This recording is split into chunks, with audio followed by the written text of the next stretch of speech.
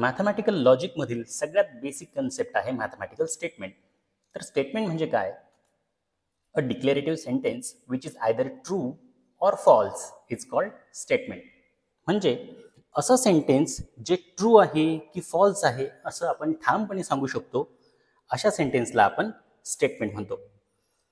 Every statement has a definite truth value, but it can not be both true and false simultaneously.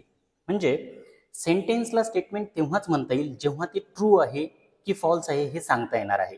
मग ट्रूसाठी T आणि फॉल्ससाठी F ह्या त्याच्या truth values असतात. म्हणून प्रत्येक स्टेटमेंटला डेफिनेट ट्रूथ व्हॅल्यूज ह्या असणारच आहेत.